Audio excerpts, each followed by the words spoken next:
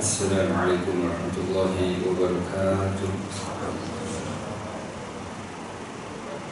Mari kita tahlimu ta'lim wa tadhkur wa tadhkir wa nafa'u intifa' wa ifada wa istifada wa hasanata wa sifu bidarillahi sunnatu rasulih ibtigu wajhihi wa qurbihi wa sawbihi hadrat sayyidina syafi'ina rasulina Muhammadin abdillahi wa sallam wa sallallahu alaihi wa hujjatul islam wa bilhamid Muhammad bin Ahmad al-Ghazali wa ila al-misal min Allah wa syati wa ila arwahi walidina wa walidikum wa amwatina wa amwatikum wa amwatil muslimin amma wa man amara hadal masjid syarikan wa lahkam wa mutasaddaqa fihi wa man abadallaha fihi inna allaha yatashahu birahmu wa maghfirah wa yaskimu wa jannah wa yakhtim lana wa lakum bil husna fi khairin wa utin afiyah wa ila hadratin nabi Muhammad sallallahu alaihi wasallam al-fatihah.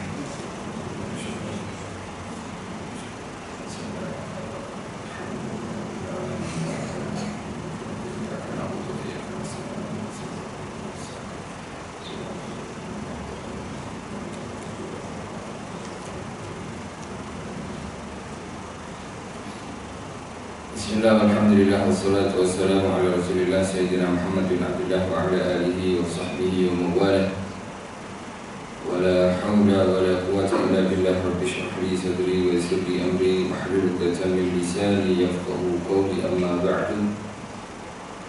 Yang dimuliakan oleh Allah Subhanahu wa taala, muslimin muslimat, hadirin hadirat, tuan-tuan puan-puan rahimakumullah.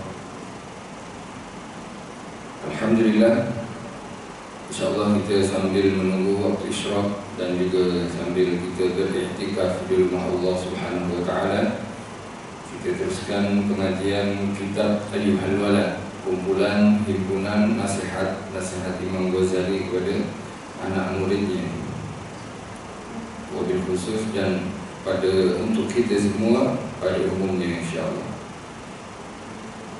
Akhir sekali kita kongsikan adalah faedah yang kedua yang diberikan oleh Hatim Al-Asam ketika ditanya oleh gurunya Syafiq Al-Balkhi. Jadi Hatim Al-Asam ini sudah belajar 30 tahun kepada gurunya yang bernama Syafiq Al-Balkhi.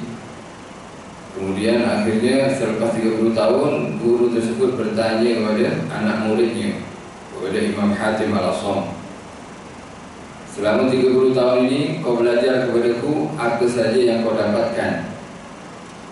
Akhirnya anak murid tadi, Imam Hatim Al-Asam menjawab, 30 tahun yang aku dapatkan 8 faedah, 8 kesimpulan daripada ilmu-ilmu yang aku pelajari pada gurunya, pada guru tadi.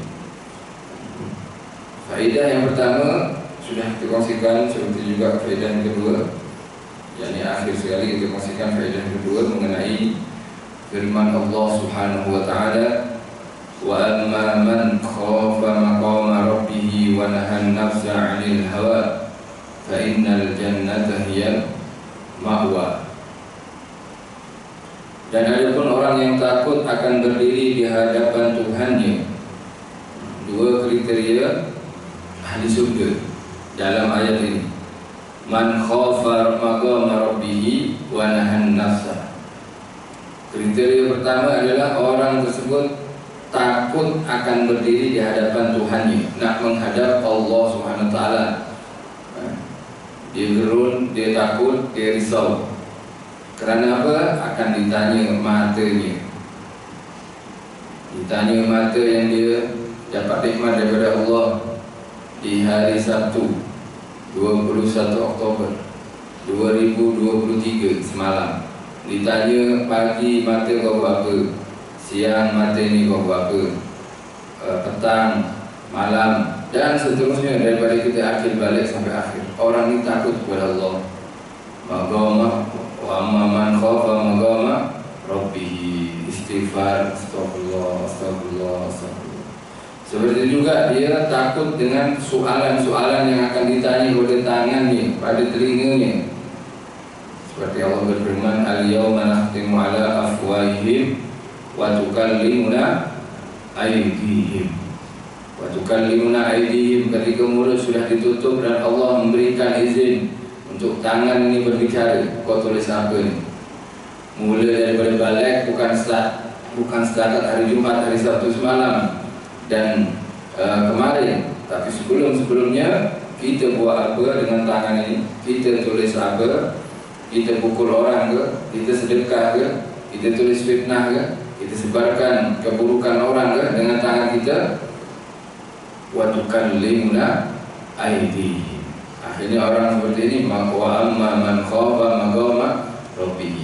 Dia fikir tangannya, ya Allah, tangan ini kalau nak kira daripada dibuat baik dan dibuat jahat, lebih kepada jahat, atau paling kurang lebih kepada sia-sia, dan semuanya akan diminta bertanggungjawabkan oleh Allah Subhanahu wa ta'ala. Jadi orang yang takut menghadap Allah Subhanahu wa ta'ala di mahkamah Allah Subhanahu wa ta'ala, itu termasuk sifat ahli surga. Tapi yang namanya orang takut mesti membuat persediaan supaya tak berlaku apa yang ditakutinya. Bila kita takut kelaparan, takut beras habis, dia cepat-cepat beli beras. Takut telur habis, cepat-cepat beli telur. Kalau takut disiksa ditanya oleh Allah, cepat-cepat perbaiki tangan kita, cepat-cepat perbaiki mata kita, cepat-cepat istighfari semuanya. Itu adalah konsekuensi atau sesuatu yang perlu dibuat oleh orang yang takut. Bukan zakat takut sahaja, bukan zakat takut sahaja.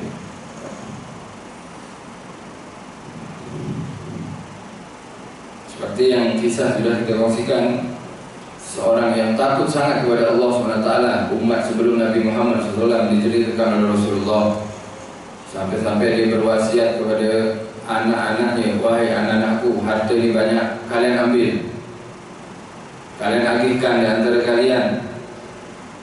Dan satu wasiat, tolong tunaikan wasiatku ini, bila ayahmu ini mati, bakar ayahmu, debunya tebarkan, sebarkan ke mana-mana.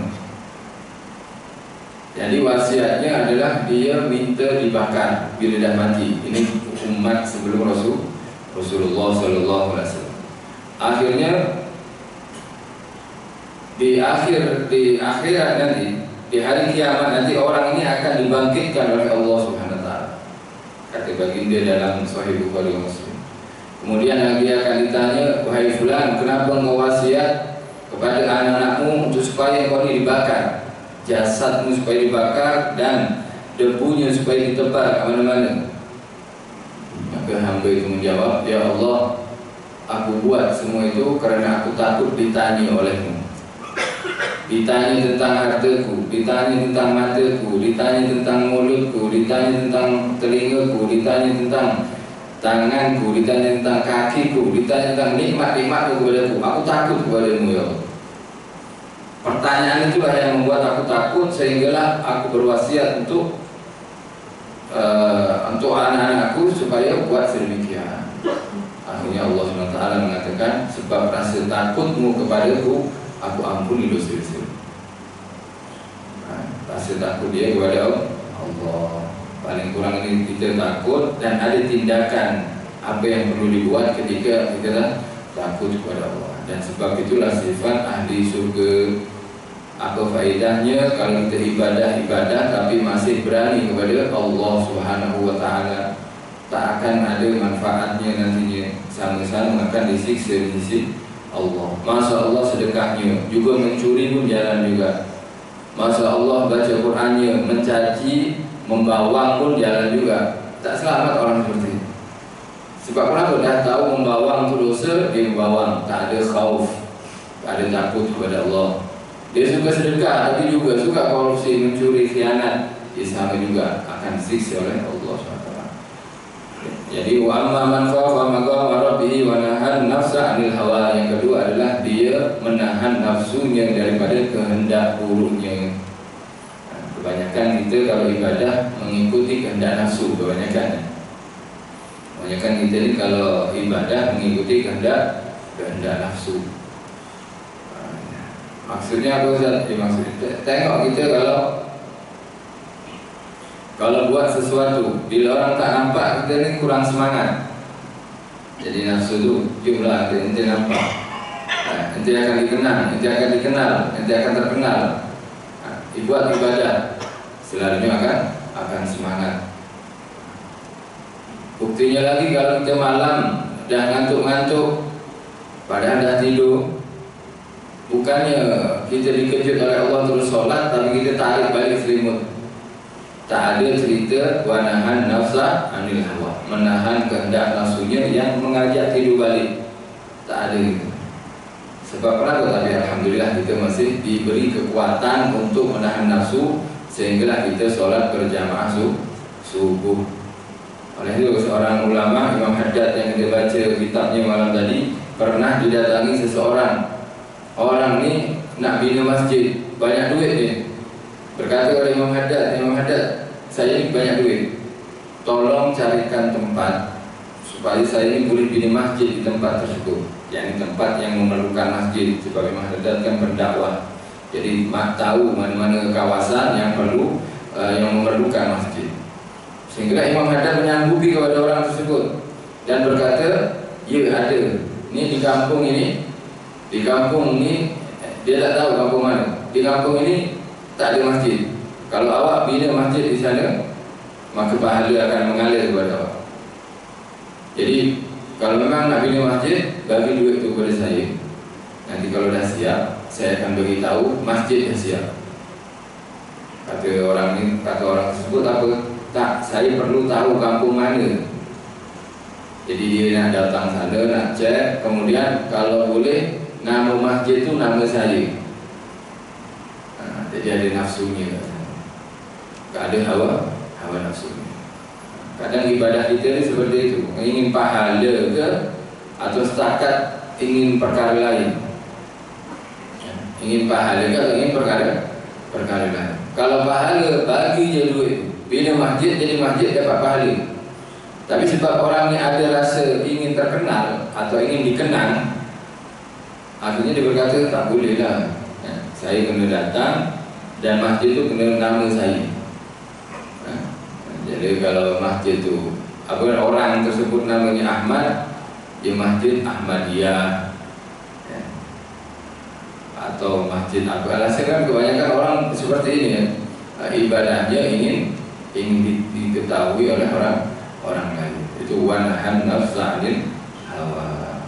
Akhirnya lala sekali bertanda engkau bukan nak pahala, tapi engkau nak dikenal saja.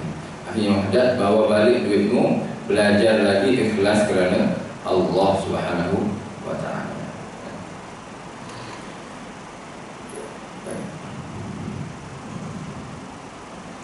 Wa nahan nafsa 'anil hawa, balasannya apa? Fa innal jannata hiyal ma'wa.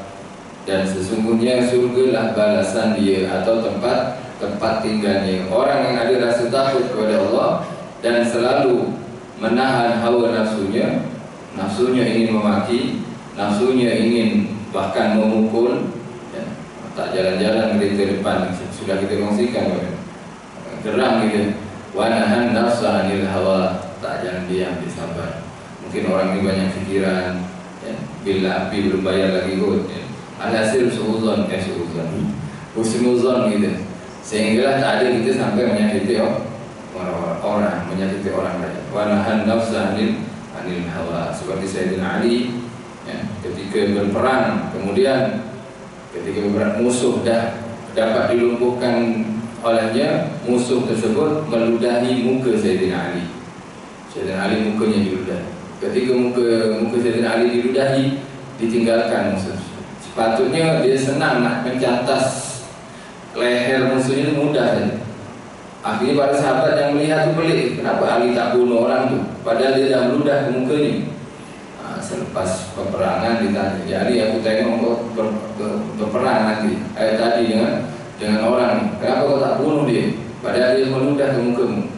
Dikatakan mula-mula saya lillahi ta'ala, perang untuk membela agama Allah. Tapi ketika dia meludah ke mukaku, maka ada rasa ingin membalas orang ni sebab dia telah menghina aku. Jadi aku palingkan ini supaya tak membunuh orang sebab hawa nafsu. Sebab hawa nafsu.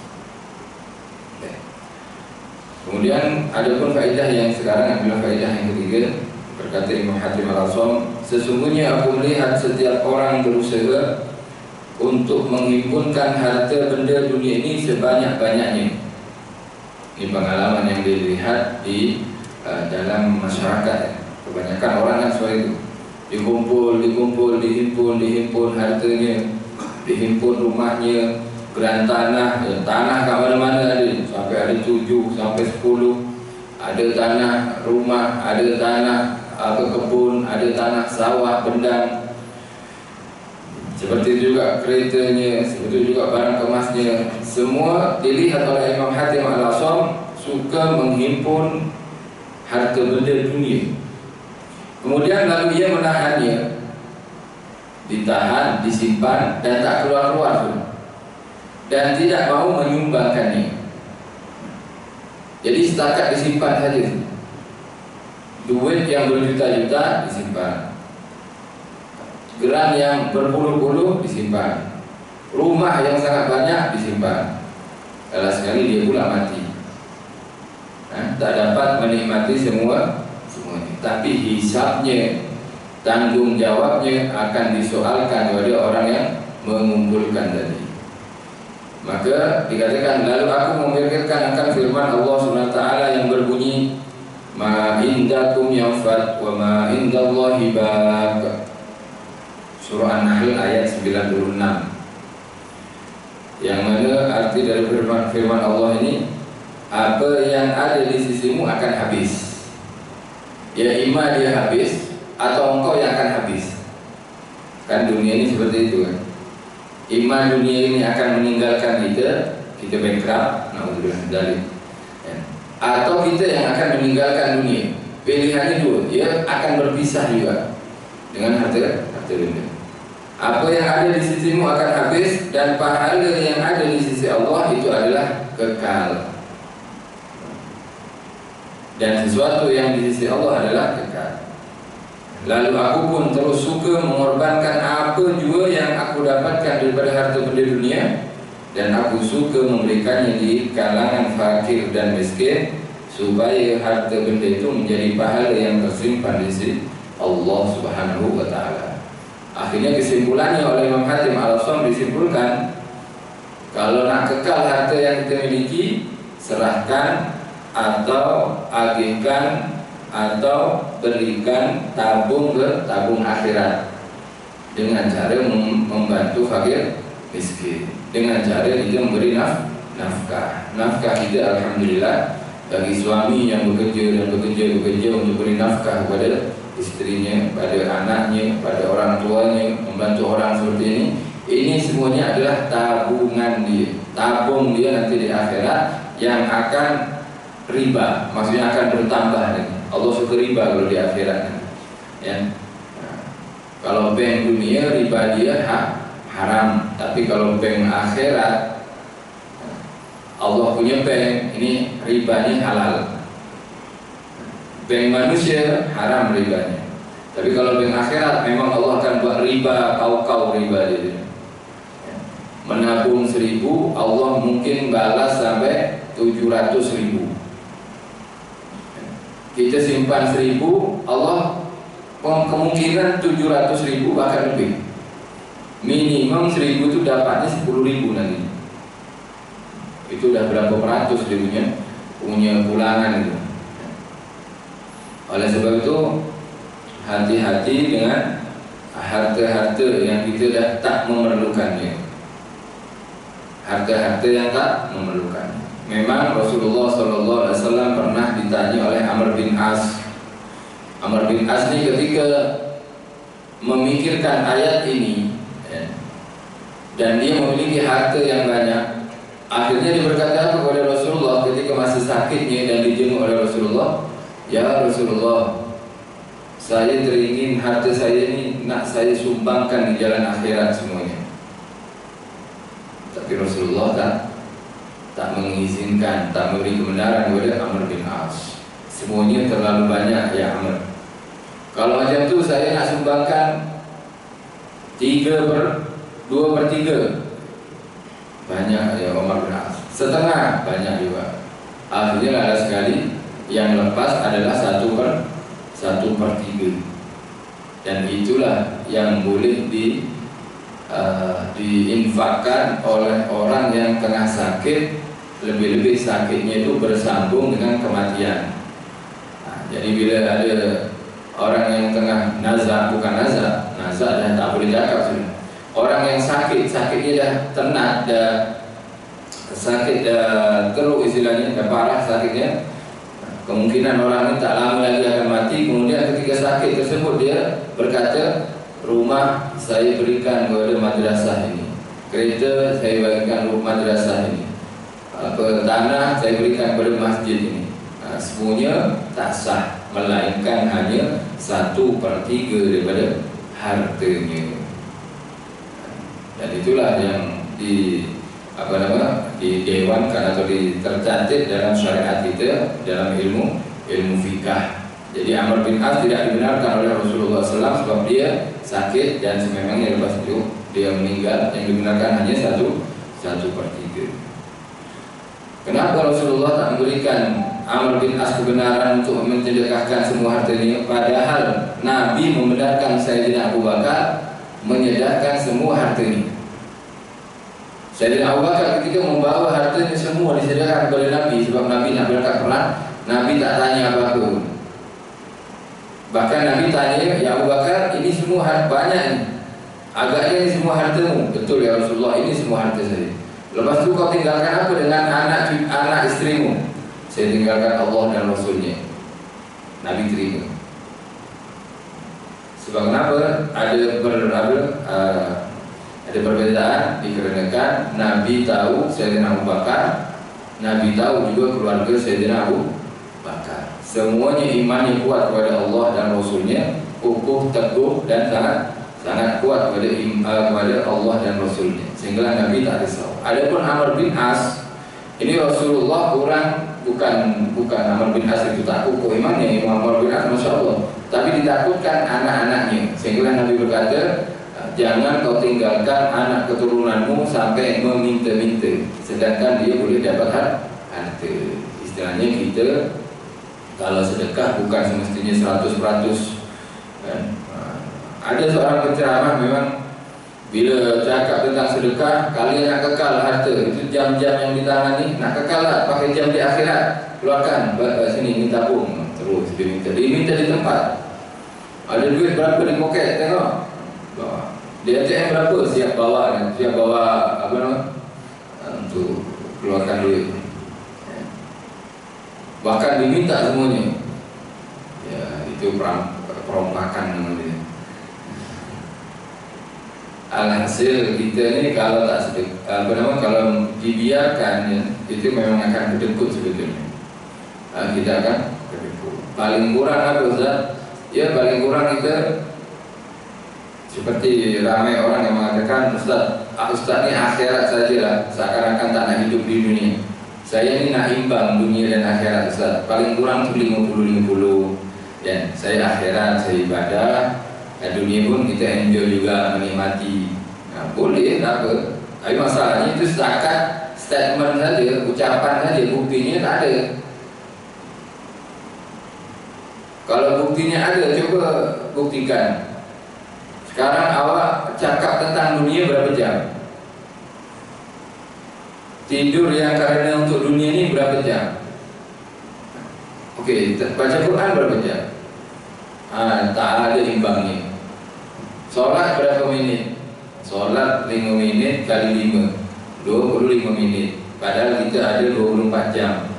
Lepas tu cakap tentang dunia, bola sepak dia bahas, politik dia bahas, ya. Kemudian telur naik, beras naik dibincangkan sampai 3 jam. Ini bab dunia ini. Bab dunia dah 5 jam. Kemudian awak baca Quran 25 minit. Mana adilnya? Kata nak imbang, kata nak 50-50, 50-50, menipu ni. Menipu. Hawa nafsunya ingin makan ni lah. Dia keluarlah duit 100 untuk makanan dia. Untuk sekali makan 100. Lepas tu sedekah masuk seorang, masuk masjid berapa? tak ada.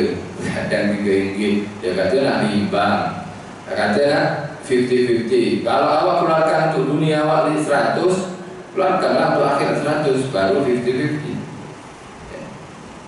Bila awak tidur untuk dunia ni berapa jam, bangunlah untuk akhirat berapa jam, baru 50-50. Itu setakat ucapan saja, janji-janji saja.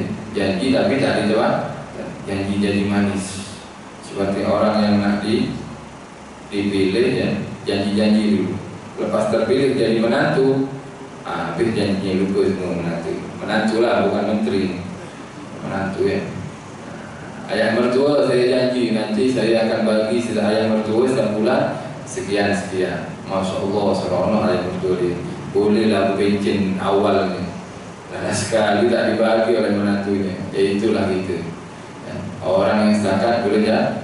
Kalau boleh kita imbang antara akhirat dan dunia, berapa kita spend duit untuk kereta kita, minyaknya, minyak untuk jalan-jalan dah berapa habis, sedekah berapa, untuk anak yatim berapa, tak boleh kita nak cakap 50-50.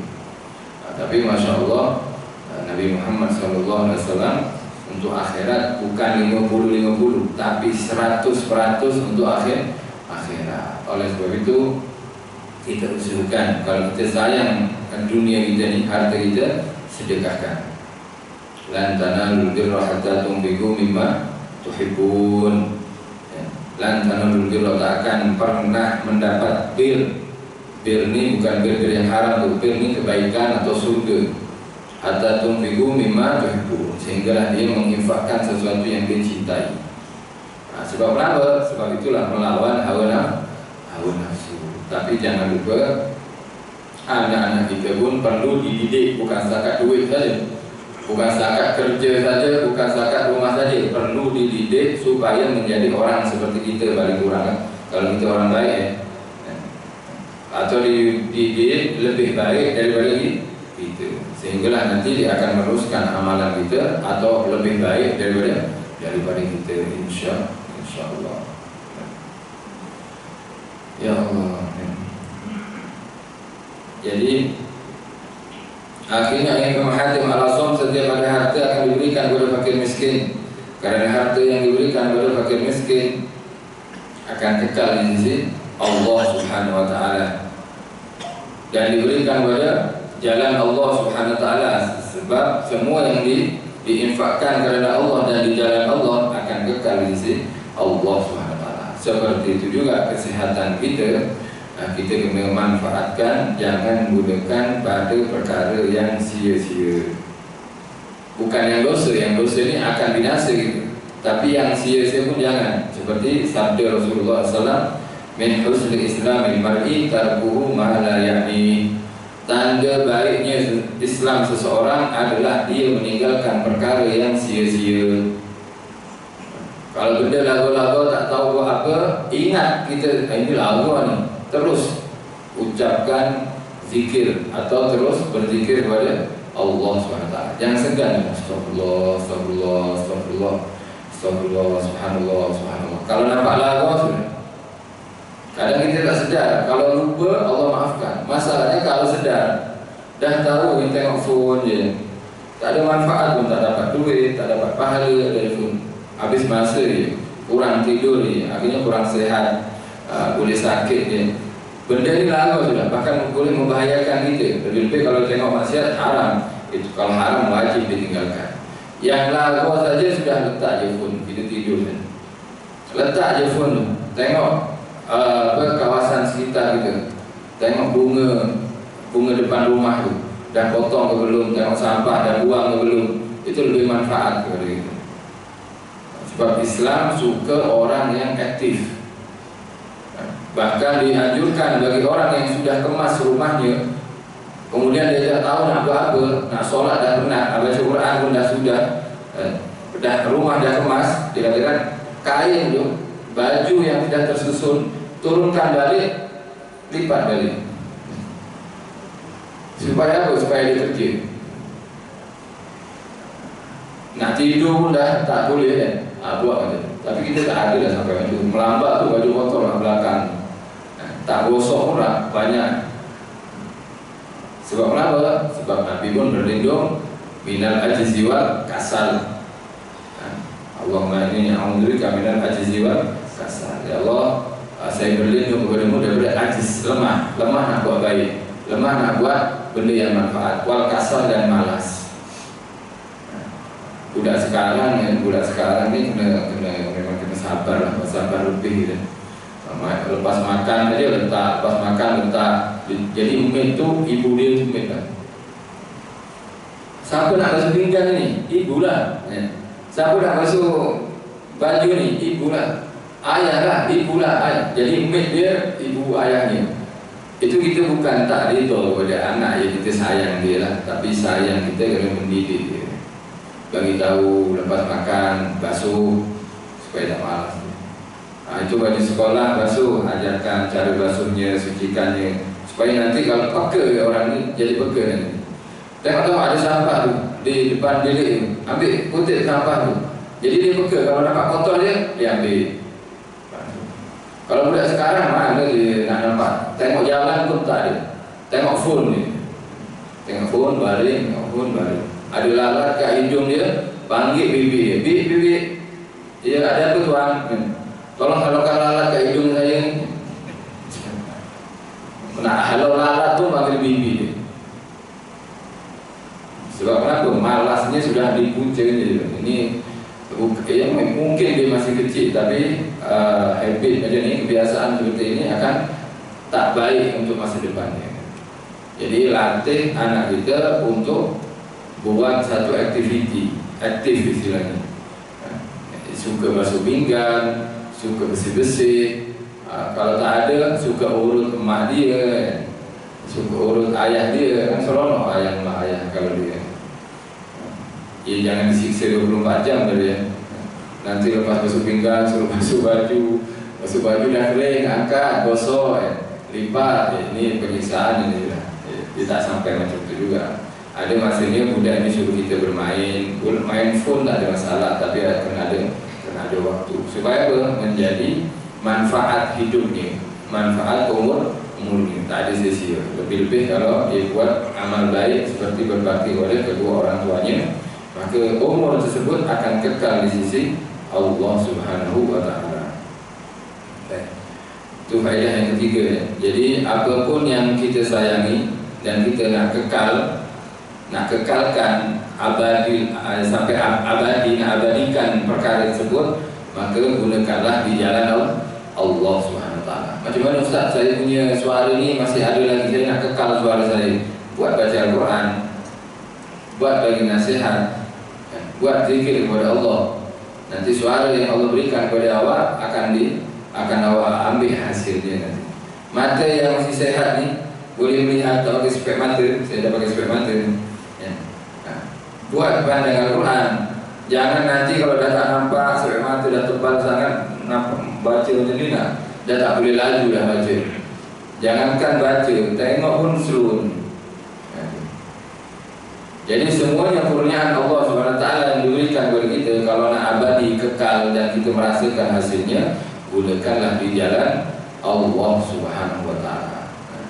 Jangan ditangguh. Kalau dia ada azam di hati, ada niat di hati, terus buat walaupun sedikit. Tapi lepas tu lupa lagi, Ustaz, saya dah semangat ni nak baca Quran, saya nak semangat nak solat, nak sedekah, lepas tu lupa. Tak apa, lepas tu ingat, kita ingat buat lagi. Kalau kita tak buat macam tu, tak ada mujahadah, tak ada usaha yang betul-betul, dia tak jadi kita, tak jadi, istilahnya tak jadi sempurna nantinya akhirat kita. Seperti budak kecil yang baru nak berdiri, baru nak berjalan, dia bukan terus berjalan lancar begitu, dia pasti jatuh. Berjalan jatuh, bangkit lagi, jatuh bangkit lagi. Sampai mak dia asyik pergi tukang urut, dia urutkan, dia jatuhkan longkang lah, tapi tak menyerah budak. Lalas sekali jalan tegak, lurus jalan, lancar. Seperti itu kehidupan kita dalam ibadah kita ini. Jadi mungkin kita lupa, mungkin kita malas, paksa kita bangkit lagi. InsyaAllah istiqomah boleh menjalankan dengan suka hati dan seronok dalam ibadah tadi. Yang penting ada usaha, insyaAllah. Baik, faedah yang keempat, Seperti firman Allah SWT sebelum ayat yang keempat ini, Allah berfirman dalam Al-Quran surah Al-Kabut 69, walladzina jahadu fina lanahdiyannahum subulana wa innallaha lama'al muhsinin. Dan orang-orang yang mujahadah, berusaha untuk sampai kepada kami, yakni kepada Allah SWT, lanahdiyannahum subulana, aku pasti memberi petunjuk dia jalan-jalan sampai kepada itu. Jadi kalau ada usaha, insya Allah ada jalan. Istiqomah, berat nak solat sunnah ni, duha ke, atau qobliyah ba'diyah ke, solat witir ke, berat nak baca ni. Lanah apa, jahadu fina, mujahadah, dipaksa. Lana sekali nanti dia akan berkumpul orang-orang yang istiqomah solat duha. Kenapa? Karena dia naum subulana, aku akan bagi padanya petunjuk jalan-jalan yang boleh menyampaikan kepada ibu. Kan yang penting sampai, endingnya itu penting sampai. Mungkin sekarang kita belum tak tahu nih, bagi satu tujuan tu mungkin tak tahu alamatnya. Dan kita usaha nak cari alamat tersebut. Seperti itu juga kita mencari ridha Allah SWT, tempat yang mulia di sisi Allah. Mungkin kita masih belum nih, kita tak tersesat lagi, kita masih banyak dosa lagi, banyak kekurangan, tak istiqomah. Tapi kita berusaha. Satu masa Allah bagi kunci, ini buat ni, awak sampai. Seperti yang berlaku ada Imam Ghazali, memberi minum seekor lalat, terus sampai jalan ridha Allah SWT. Seperti orang perempuan yang diceritakan oleh Rasulullah SAW, dari riwayat lelaki yang memberi minum seekor anjing. Jadi jalan itu maka aku memberi seekor anjing saja. Ada juga dalam sabda Nabi, dia beri jalan apa? Sebab mengalihkan duri atau yang boleh menyakiti orang berjalan di tempat tersebut, diambil, dikutip, dibuang. Jadi subulan, dapat jalan menuju surga. Kunci ini kita tak tahu kunci kita mana satu. Istilahnya dapat kunci surga ini mana satu kita tak tahu. Yang penting apa? Yang penting adalah mujahadah. Walladzina jahadu fina lanahdiyannahum subulana. Ingat di sini Allah bukan ahdihim, bukan saya pergi tunjuk dia, tapi lanahdiyannahum, guna lam taukid. Lam taukid ni nak pastikan, pasti. Kemudian ada nun taukid dua kali, pasti dan confirm, pasti dan pasti. Betul-betul dia akan kami beri petunjuk. Janji usaha. Mudah-mudahan kita tak menyerah dalam usaha kita mencari ridha Allah Subhanahu wa taala dan mencari tempat paling tinggi nanti di surga Allah, khususnya bersama baginda Nabi Muhammad sallallahu alaihi wasallam. Kuncinya apa dapat jalan ini? Wa innallaha lama'al muhsinin. Sesungguhnya Allah bersama orang-orang yang ihsan. Berihsanlah kita kepada sesama, berihsanlah kita kepada haiwan, berihsanlah kita kepada benda-benda. Orang yang ihsan akan bersama Allah, akan mudah mendapat jalan menuju surga orang yang ihsan. Sebab ihsan ini termasuk rukun agama, rukun iman, rukun Islam dan ihsan. Orang ihsan dicintai oleh Allah SWT. Bila ada binatang jangan main sepak saja. Ini kucing tak ada di sepak ni, tak ada ihsan orang bagi makan, bagi duit pun dengan ihsan. Kemudian baju yang masih elok, saya dah tak suka, dikoyak-koyak, tak buat ihsan, dikemas, digosok bagi orang. Bukan main campak, dah tak suka campak, ini tak ada ihsan. Alhasil Nabi Muhammad SAW ihsan kepada haiwan, ihsan kepada barang, sampai Nabi ihsan kepada barang tu ada nama barang tu. Kambing, keledai Nabi, bulbul ada nama, unta Nabi, kuda Nabi, itu ihsan maksudnya. Baju Nabi pun ada nama, pedang Nabi pun ada nama, syarban Nabi, semua Nabi ni nak buat baik seperti itu. Jadi baiknya bukan setakat pada benda hidup, tapi juga benda mati. Dan Nabi adalah contoh yang paling tepat bagi kita untuk menjalani kehidupan di dunia ini. Kemudian faedah keempat yang akhirnya isyraq juga cukup insyaAllah. Jadi 7.10 kita boleh solat insyaAllah, dan boleh solat insyaAllah.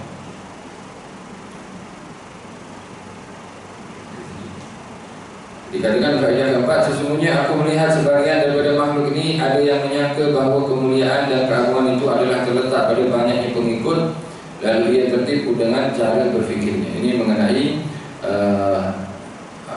yang berlaku di zaman Imam Hatim Al-Aswad.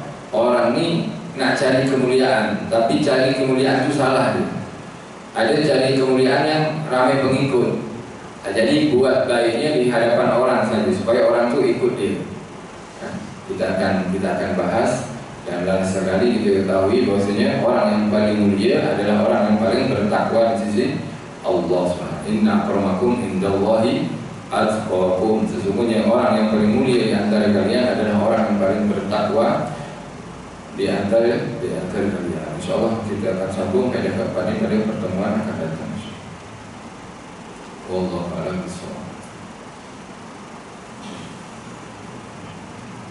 Selalunya kalau ada ustaz tu ada soalan.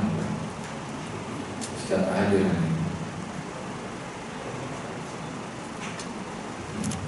Di kota Damansara pun sama juga. Ada seorang jamaah ini selalu bertanya. Kalau majelis itu selalu dia bertanya. Jadi seronok lah yang kalau ada orang bertanya yang lain tak ngantuk, apa pula yang kami. Sebab kalau yang menyampaikan seorang mungkin kita ngantuk. Kalau dua orang, apa pula dia. Terus terjaga semuanya. Tapi soalan-soalan dia kadang pelik-pelik. Politik, dia tak paham politik.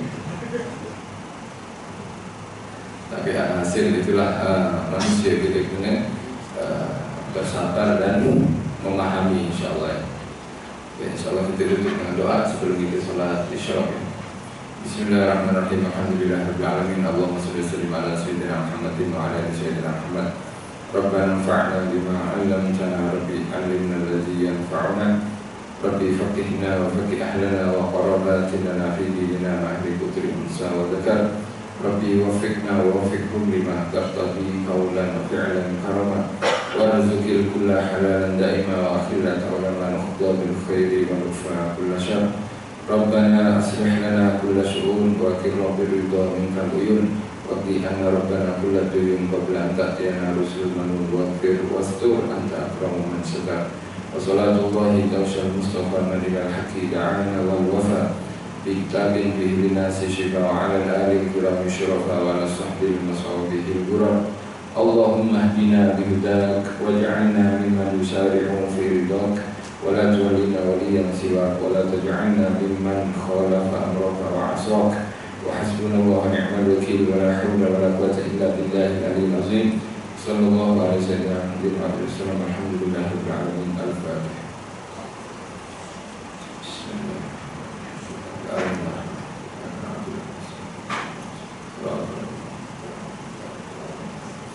Jazakumullah khairan katsiran. Terima kasih saya ucapkan atas perhatiannya. Silakan kekurangan kasar dalam penyampaian mohon dimaafkan. Wabillahi taufiq wal hidayah. Assalamualaikum warahmatullahi wabarakatuh.